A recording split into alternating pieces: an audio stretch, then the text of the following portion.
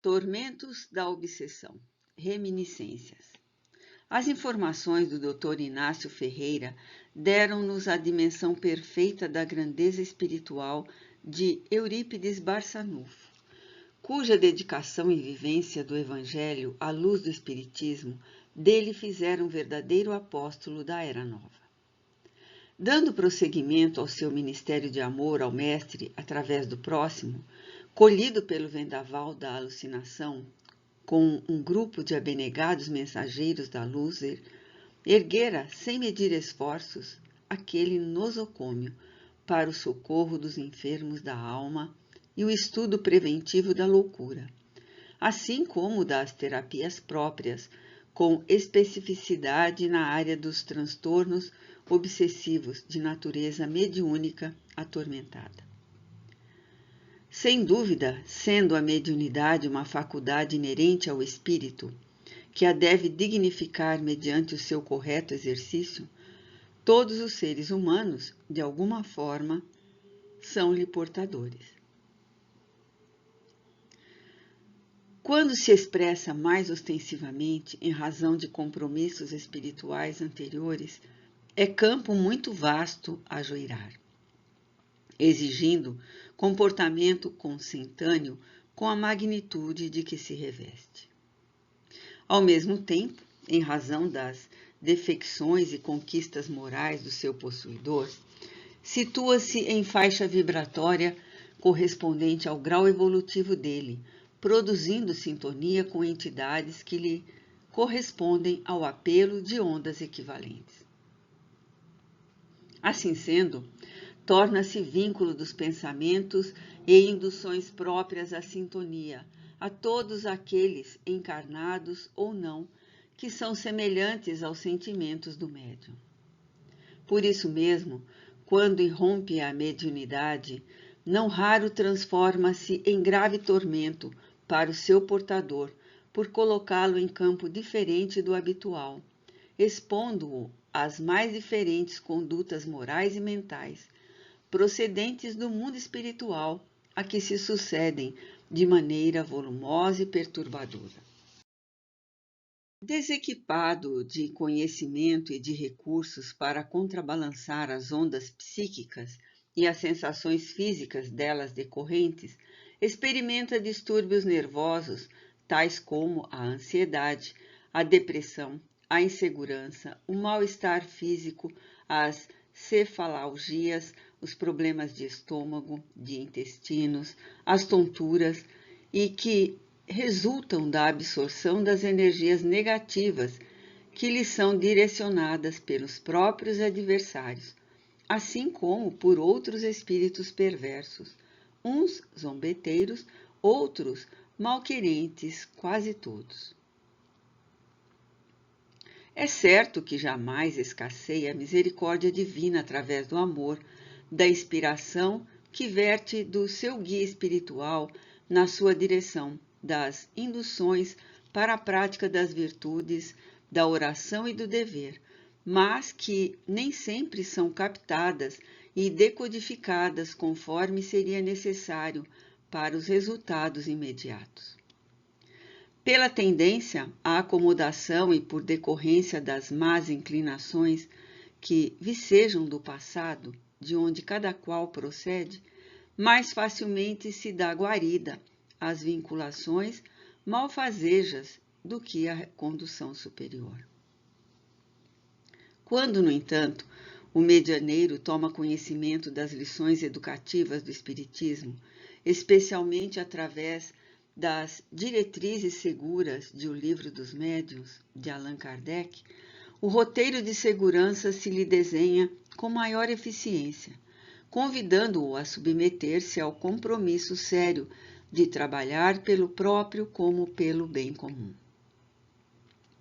À medida que se moraliza, o médium se equipa de resistências para vencer as perseguições espirituais, que são um grande entrave ao êxito do seu ministério, particularmente tendo em vista as paixões inferiores, que constituem um grande desafio a enfrentar a todo momento.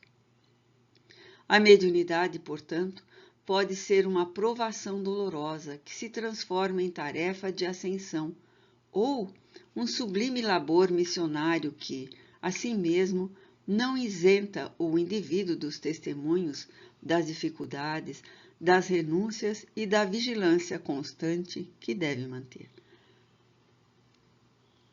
Durante a mais recente vilegiatura terrena, lidando com portadores de mediunidade, acompanhamos não poucos indivíduos que derraparam em terríveis enganos, açodaçados pelos seus inimigos desencarnados, que lhes não concediam trégua. Isso acontecia porque neles encontravam tomadas psíquicas para acoplarem os seus plugs, o que lhes permitia o intercâmbio sistemático e contínuo. Recordo-me, por exemplo, do irmão Ludgério, que se iniciara no hábito destrutivo do alcoolismo desde muito jovem. Portador de faculdade mediúnica atormentada por necessidade reparadora, foi reencontrado pelos inimigos desencarnados que, desde cedo, aos 12 anos aproximadamente, o induziram à ingestão de bebidas alcoólicas, inicialmente nas festas familiares e nas de caráter popular, muito comuns na cidade onde residia, para o arrastar por longos anos aos mais abjetos comportamentos e experiências infelizes. Quando, pela primeira vez, travamos contato pessoal com esse paciente, defrontamo-lo, excitado e provocador, na sala das palestras doutrinárias da casa espírita onde mourejávamos. Havia terminado a reunião, dedicada ao estudo de O Livro dos Espíritos, de Allan Kardec, quando ele se adentrou pelo recinto, visivelmente embriagado, agressivo, utilizando-se de palavras vulgares e gestos grosseiros para fazer-se notado. Gentilmente atendido por um dos membros da instituição, desatou em gritaria e ameaças que criaram um constrangimento geral entre as pessoas que se encontravam de saída e aquelas outras que permaneciam em conversação saudável e despedidas. O nobre diretor da casa, o irmão José Petitinga, que se mantinha entretecendo considerações sobre o tema abordado junto a um grupo de interessados, atraído pelo alarido inusitado, e acercou-se do enfermo a fim de o atender. Com muita habilidade, tocando-lhe o braço e envolvendo-o em suave magnetismo, retirou-o da sala pública, conduzindo-o para um cômodo mais discreto, onde procurou dialogar com paciência e misericórdia. Era totalmente impossível qualquer conversação edificante em razão do estado de alcoolismo do visitante inesperado, cujos centros do discernimento e da lógica se encontravam bloqueados. Assim mesmo, as palavras gentis do abnegado diretor provocaram mais rebeldia nos comparsas espirituais que se locupletavam com os vapores alcoólicos que absorviam através do enfermo da alma, logo deixando-o após imprecações e promessas de vinditas em altos brados, sem que conseguissem atemorizar ou perturbar o psicoterapeuta sereno. Ato contínuo, o paciente, sem o suporte fluídico dos seus perseguidores, entrou em ligeira convulsão, tremendo e vomitando violentamente, causando profunda compaixão. Logo depois, desmaiou, permanecendo inconsciente por alguns minutos, tomado de palidez mortal e débil respiração. Formando um círculo de orações, Petitinga e eu e mais alguns companheiros envolvemo-lo em vibrações de revigoramento, aplicando-lhe passes restauradores de energias que lhe facultaram recuperar a consciência vagarosamente. Passados esses momentos mais graves, a caridade cristã socorreu, conforme as circunstâncias do momento, envolvendo-o em esperanças e promessas de paz. Após ser providenciado o concurso monetário para alguma refeição, Ludgério afastou-se, ganhando a praça ensolarada. A impressão que nos deixou foi muito dolorosa.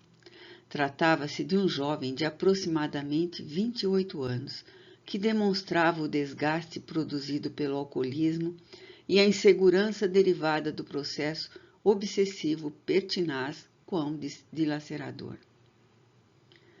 A partir desse incidente, inspirado pelos seus guias espirituais, ele retornou em estado de sobriedade às reuniões doutrinárias, uma ou outra vez, quando se comportava com relativa calma. Avançado o fenômeno obsessivo já assinalava marcas irresistíveis nas telas mentais do paciente, que o levavam a confundir os conceitos que ouvia e a supor-se facilmente ofendido quando algo o desagradava. Normalmente era de trato irritável, de maneiras rudes e possuidor de ego muito sensível, que o armava contra as demais pessoas, que sequer o podiam olhar, produzindo-lhe sempre a ideia falsa de que o estavam censurando. Na complexidade desse problema obsessivo, defrontamos, primeiro, o paciente soberbo, cuja dor não lhe alterara a conduta da existência anterior, quando malograra exatamente na faixa do comportamento obstinado e violento, traindo lembranças de poder e ostentação que lhe davam um aspecto quase ridículo de prepotência entre farrapos e imundície. E segundo, os inimigos insolentes e perversos, aqueles que anteriormente padeceram nas suas mãos impiedosas e hoje buscavam desforçar-se, sem qualquer escrúpulo. A pugna se instalara quando, identificado na atual reencarnação pelas suas antigas vítimas, passou à convivência psíquica dominadora, conduzido ao vício, no qual experimentava prazer, facultando-lhe descarregar as complexas excentricidades que lhe remanesciam no inconsciente. Podia-se perceber a extensão do ódio que vicejava entre ambos, comparsas do comprometimento, porquanto esclarecido quanto à interferência desses espíritos em sua conduta. Ludgério reagia entre blasfêmias e maldições que denotavam a rebeldia que lhe era peculiar, facultando o campo vibratório específico para maior intercâmbio com os perseguidores. Esses, por sua vez, desejavam derrotá-lo cada vez mais, não se contentando em vê-lo jogado à ruína física, moral, mental, econômica, sem qualquer amigo, dormindo em verdadeiras pocilgas, nas ruas imundas do hórrido Basfone, onde permanecia semi-hebetado. Planejavam recebê-lo após exaurir-lhe as energias animais por vampirização, além do portal do túmulo que, para darem prosseguimento ao conúbio vingador.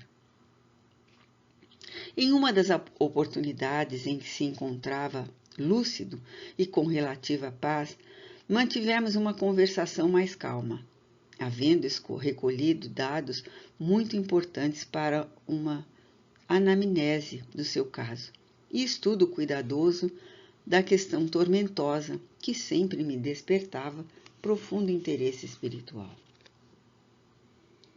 Narrou-nos que, desde a primeira infância, era cometido de sonhos terrificantes, nos quais seres monstruosos perseguiam-no, ameaçando destruí-lo por meio de formas as mais terríveis que se possa imaginar. Sempre despertava daqueles sombrios pesadelos, banhado em álgido suor e apavorado. As sombras da noite passaram a ser-lhe um incomparável tormento.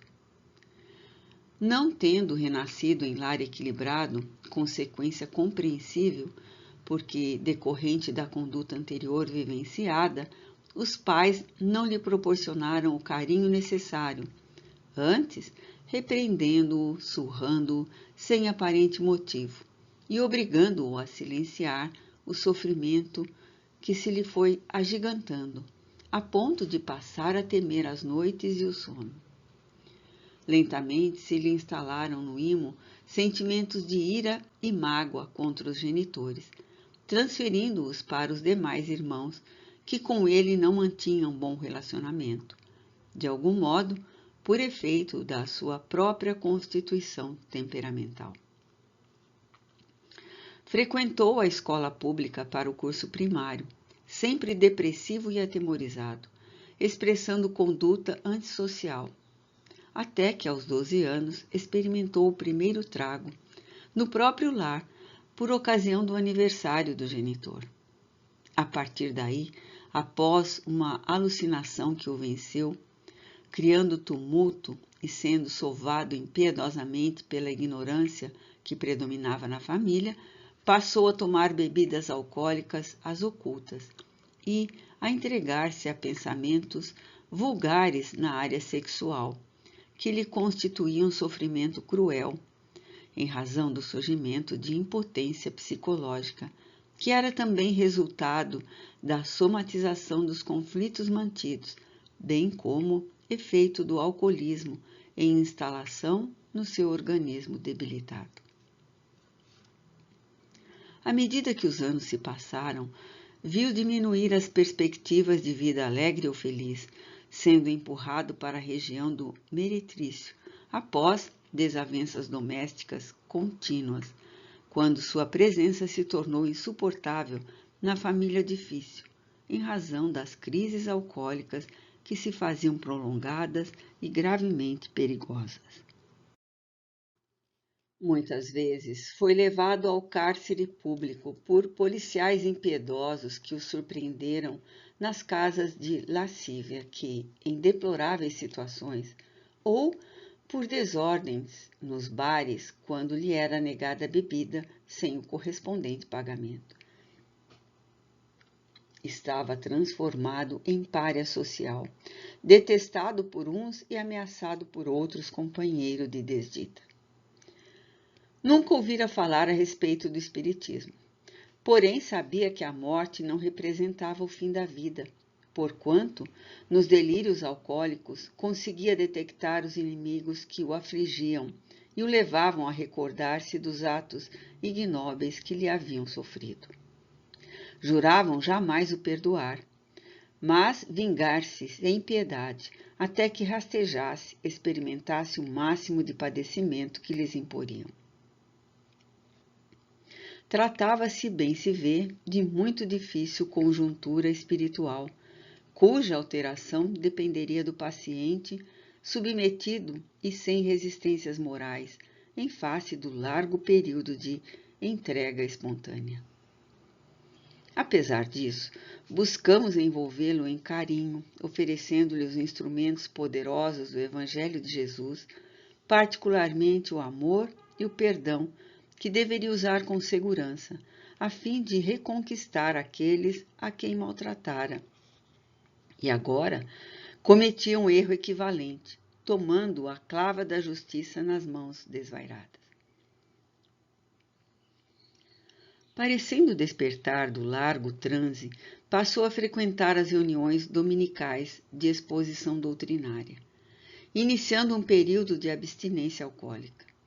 Auxiliado por nossa casa, que procurava diminuir-lhe a penúria econômica, sentia-se atraído aos antros conhecidos, quando os companheiros de desdita o instigavam às novas libações alcoólicas, tombando muitas vezes em recidivas dolorosas.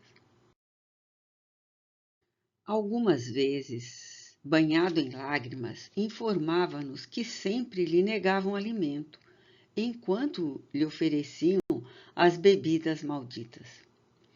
Sem resistências morais e dependente dos tóxicos do álcool, fraquejava, porquanto, simultaneamente os desencarnados não apenas inspiravam a doadores como o induziam à queda. Sinceramente compungido com o caso Ludgério, em ocasião própria, durante nossas reuniões hebdomadárias de terapia desobsessiva, indagamos ao benfeitor encarregado o que se poderia fazer em favor do enfermo desorientado. E esse esclareceu que traria ao atendimento espiritual um dos seus verdugos, a fim de formularmos uma ideia da gravidade do cometimento. Menos de um mês transcorrido, incorporou-se em um dos nossos médiuns sonambúlicos, indigitado obsessor que, vociferando, golpeando o ar e arquejante sob a ação do ódio, declarou aselvajado: Aqui estou, atendendo à solicitação do Sr. Miranda, que se atreve a envolver-se em problemas que não lhe dizem respeito. Nunca tive defensores e sufoquei as minhas penas por largo período em silencioso sacrifício, até o momento quando posso desforçar-me do bandido que mas cumulou por anos a fio, sem qualquer piedade ou misericórdia. Que pretende seu improvisado benfeitor? Usando a palavra com cautela e demonstrando compreensão do drama de que se tornara vítima o desditado, tentamos recordar-lhe a justiça divina, da qual ninguém se evade, bem como considerar o significado daquele instante para todos nós, por ensejar-nos reconhecer a falibilidade das nossas conceituações e formas de ver a vida, numa tentativa de chegar-lhe até aos sentimentos obnubilados. Totalmente desvairado na cegueira que o tomava, passou a detalhar as ocorrências que o desgraçaram antes, bem como a outros que ora participavam do programa de cobrança. Deixamo-lo exteriorizar o desconforto e as mágoas quando blasonou estentórico: O nosso plano, já que é um plano coletivo do qual participamos diversos adversários que o detestamos, é armá-lo contra alguém, a fim de que cometa um hediondo crime para o qual não haverá perdão. Isso realizado, tê-lo-emos para sempre sob nosso poder. E os amigos, por acaso, respondemos com paciência, desconhecem que os programas divinos são outros, com características muito diversas das que vem estabelecendo contra o irmão submetido às suas tenazes? É claro que sabemos, ripostou, alardeando superioridade intelectual. No entanto, ele é o devedor a quem nos recusamos desculpar, porquanto jamais usou de piedade mínima que fosse para quem lhe sofria a crueza. Perverso e obstinado, caprichoso e mau, sobrepôs-se às leis e destruiu vidas incontáveis que deveriam preservar, dominado pela loucura do poder, que logo lhe escapou das mãos hediondas quando lhe adveio a morte. Curioso, analisamos com piedade fraternal, é observar que o amigo incrimina-o, procedendo da forma que nele censura, utilizando-se da mesma medida de que o acusa, assim rumando para futuros processos não menos desditosos do que esse no qual jaz o seu antigo verdugo. De maneira como não existe vítima inocente, nenhum algoz passa sem expungir os delitos através dos mecanismos soberanos da vida. Só o amor possui a chave para decifrar todos os enigmas existenciais e solucionar as dificuldades do caminho evolutivo.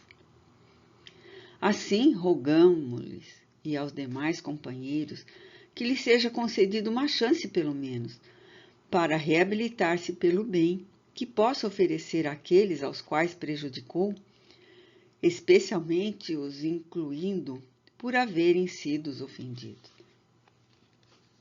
Nunca, interrompeu-nos com rispidez, ele nos pagará. Isso acontecerá sem demora.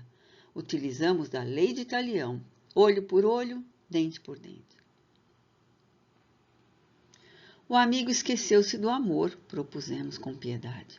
Conforme nos ensinou Jesus, somente o amor possui os mecanismos que desagregam as construções do mal, gerando bênçãos e proporcionando o bem.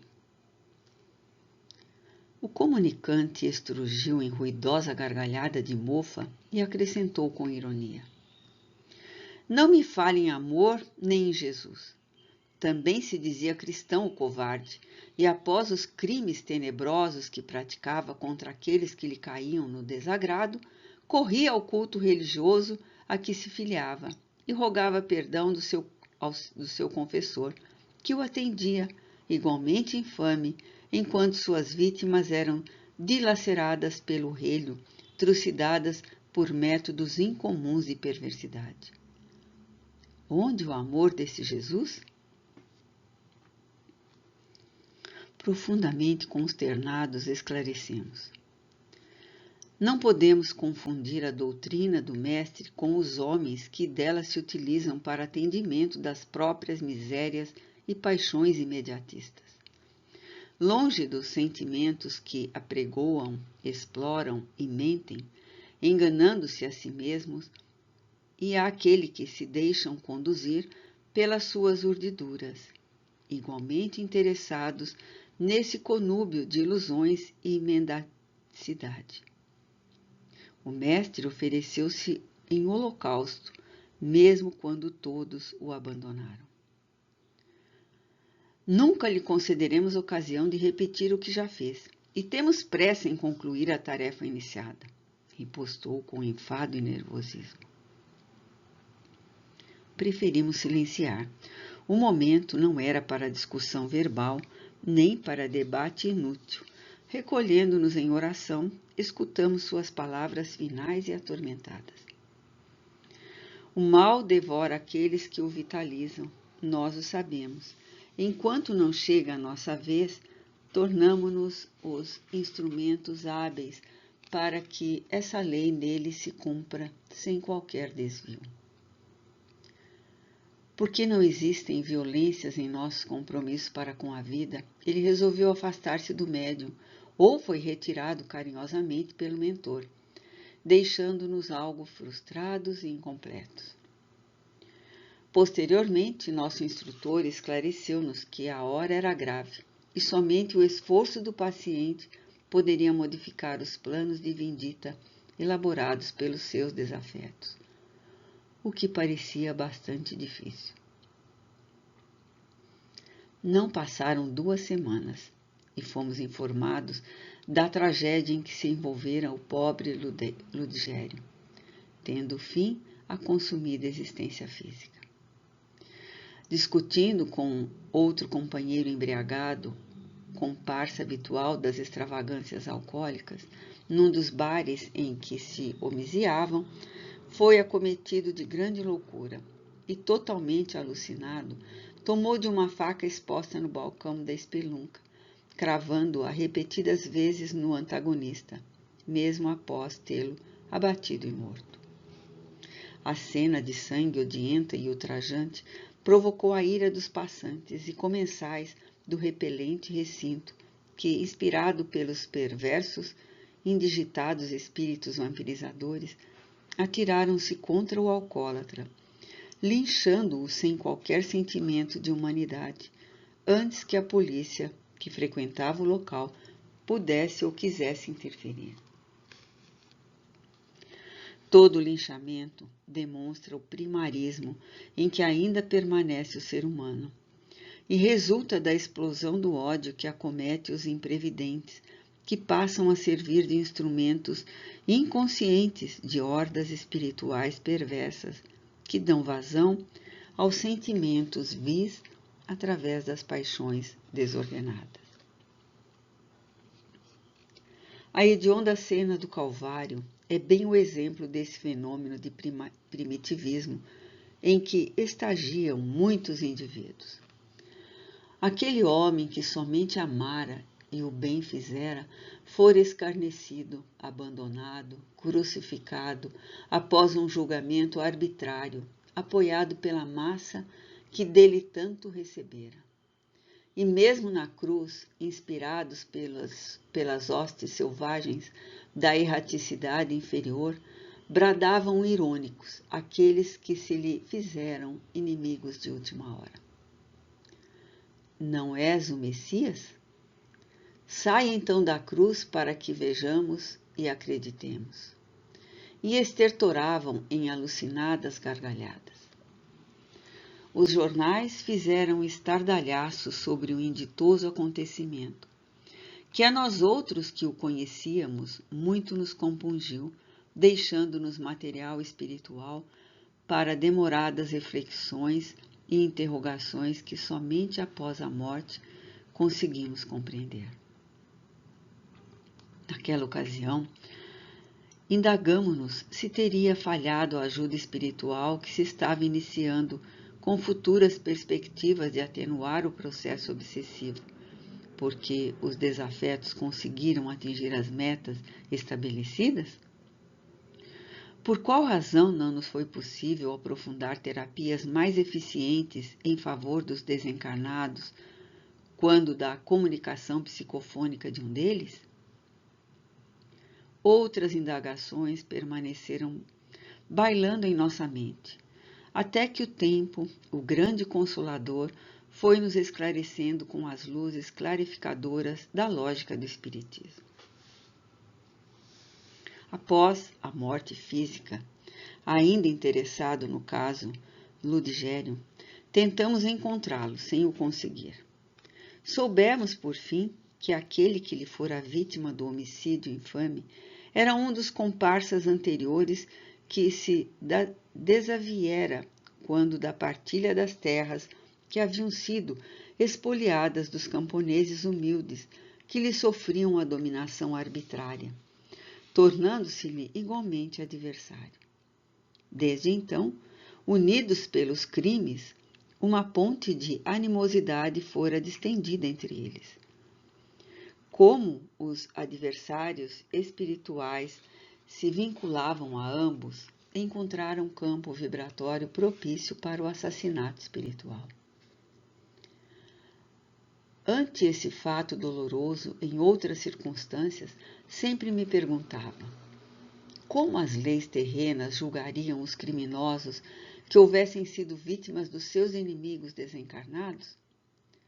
Puniriam o homicida visível que, por sua vez, se tornara vítima de outros indigitados criminosos? E como alcançar aqueles que se encontram além das sombras terrenas, em paisagens imortais e excruciantes, e permanecem odientos, se escasseiam recursos próprios para análise e penetração nessas regiões? Eram essas interrogações que nos ficaram e permanecem interessando-nos por conquistar as respostas, em razão da frequente repetição de delitos dessa ordem e crimes outros sob a inspiração de seres espirituais desencarnados. Igualmente, podemos considerar aqueles suicídios nos quais a insidiosa presença e indução de algozes desencarnados responde pelo ato tormentoso que diariamente arrebata em todo o mundo grande parcela da sociedade. Agora, certamente teríamos oportunidade de conseguir respostas com os admiráveis estudiosos do assunto, quando pudéssemos conhecer mais detalhes a respeito de alguns irmãos delinquentes dentre os internados no sanatório espiritual. E porque a noite avançasse, incessante e generosa, busquei eu próprio o repouso, aguardando as bênçãos do amanhecer.